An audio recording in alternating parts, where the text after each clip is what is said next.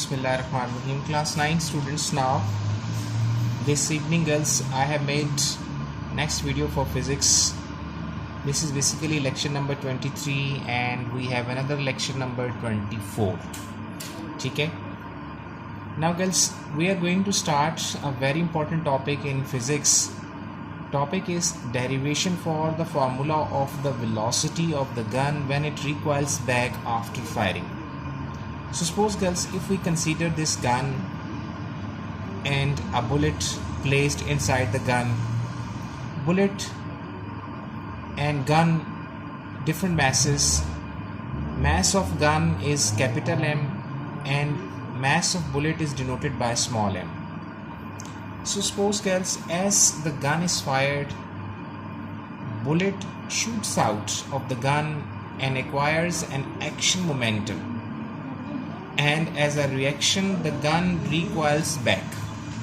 Basically we have written here, when the bullet is fired, so it means the bullet acquires an action momentum. This is called action, and as a reaction the gun recoils back. So when we say action momentum, so what does it mean?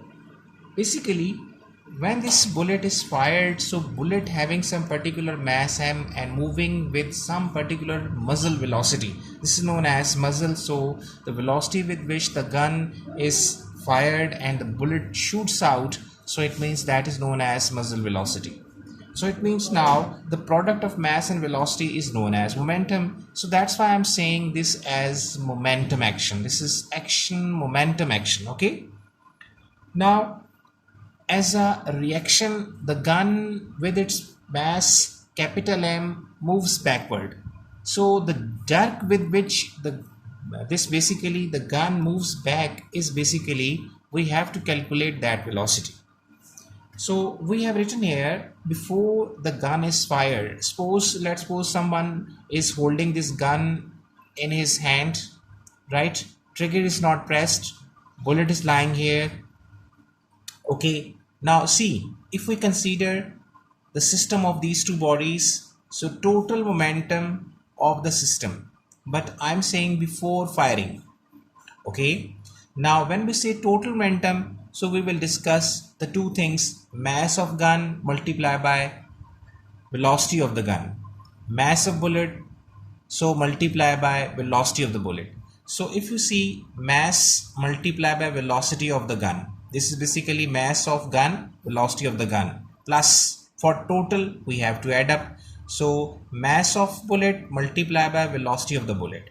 Okay, fine. So as we know that before firing, since there is no jerk backward side and there is no motion of the bullet in forward direction, that's why velocity of the gun is 0, velocity of the bullet is 0. So when you find out the total momentum of this system before firing, definitely you can say magnitude wise that is 0.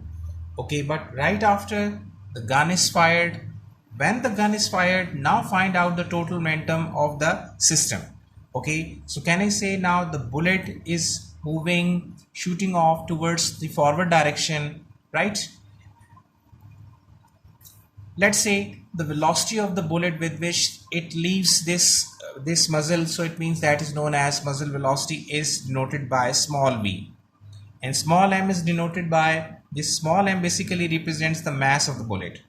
Okay, so capital M represents mass of the gun multiplied by recoiling velocity with which this bullet basically gun recoils back, is known as velocity capital V. Okay, so it means now after firing the total momentum of the system will be this one. So it means now bullet is moving with some velocity, and this time velocity is not 0 and gun is recoiling back. So this time this gun having some particular velocity with which it recoils back. Okay, so now this is known as the total momentum. Basically we are writing here numerical, not numerical values, symbolically we are writing here. So it means now this shows that total momentum of the system before firing and total momentum of the system after firing. Okay, in the next number 24, video number 24, we will continue this topic and we will do the last numerical example, practical application of this. Okay, so please wait for the next video.